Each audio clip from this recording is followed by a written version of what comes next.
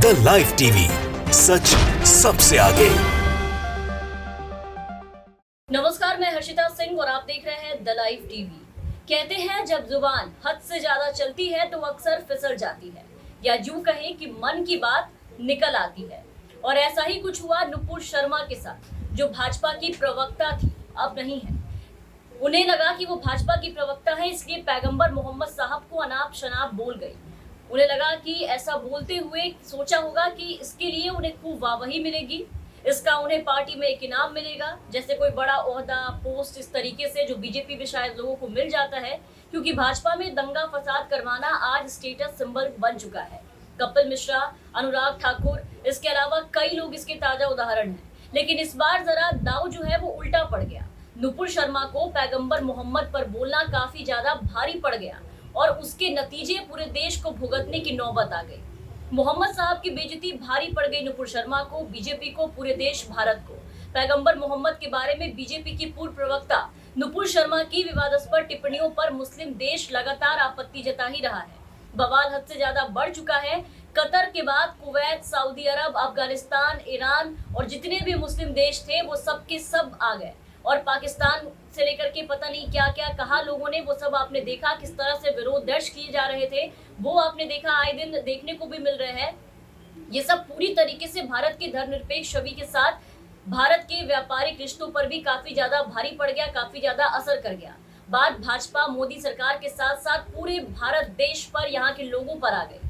तब जाकर के मोदी सरकार की नींद खुली। खुद को इन सब से किनारा करने के लिए नुपुर शर्मा और नवीन जिंदल, जो कि बीजेपी के प्रमुख थे, उनको बाहर निकाल दिया गया। लेकिन इससे बवाल रुका नहीं, शांत नहीं हुआ, और भी ज्यादा मामला जो है वो तूल पकड़ लिया और बात माफीनामे तक आ गई। तब दिल्ली पुलिस भी एक्शन मोड में आ गई अब, और पैगंबर मोहम्मद पर विवादित टिप्पणी के आरोपों से घिरी नुपुर शर्मा की मुश्किलें अब और भी ज्यादा बढ़ गई जब दिल्ली पुलिस ने इस पर कार्रवाई शुरू की।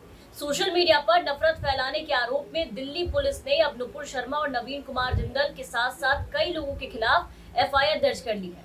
आपको बता दें कि पैगंबर मोहम्मद साहब पर की गई टिप्पणी को लेकर के देश भर में बवाल होने के बाद दिल्ली पुलिस ने 2 एफआईआर दर्ज की है। इन एफआईआर में विवादित टिप्पणी करने वाली नुपुर शर्मा, नवीन कुमार जिंदल से लेकर के हैदराबाद के सांसद असुद्दीन ओवैसी, एक पत्रकार सवा नकवी और कुछ सोशल मीडिया यूजर्स का नाम इसमें शामिल है।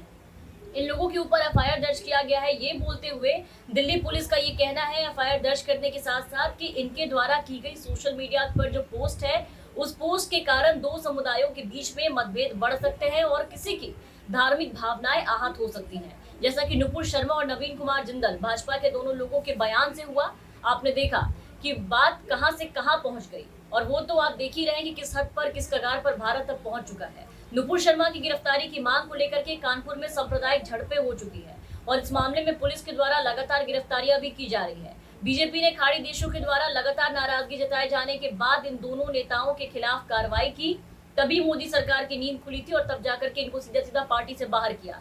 लेकिन मुस्लिम समुदाय इनकी गिरफ्तारी की मांग पर पूरी तरीके से अड़ चुका है, अभी भी प्रदर्शन किए जा रहे हैं, सड़कों पर उतर चुका है, क्योंकि बीजेपी ने इन दोनों नेताओं पर कोई कड़ा एक्शन लेने के बजाय सीधे इन्हें पार्टी से निकाल दिया और खुद को इन सबसे किनारा कर लिया, इनके बयानों से अलग कर लिया, ताकि कार्रवाई करने का कोई भी प्रेशर या दबाव बीजेपी पर ना आए।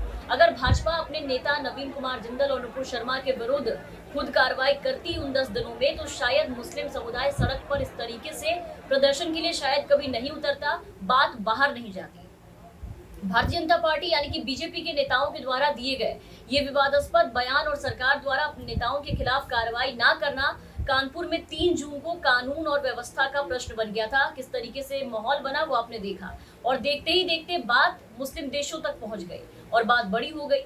छोटे छोटे देश जो भारत को कभी बोल नहीं सकते थे, आज वो भी भारत को आंख दिखाकर निकलते जा रहे हैं। किस तरीके से आंख दिखा रहे हैं आप देख रहे हैं। सिर्फ मुसलमान की बातें होती तो शायद दब जाती, लेकिन बात उनके पैगंबर साहब की थी, जिन्हें वो काफी मानते हैं। इसलिए कतर ने सबसे पहले भारतीय दूतावास को तलब किया कि भारत माफी मांगे। फिर बात बाकी मुस्लिम देशों तक पहुंची।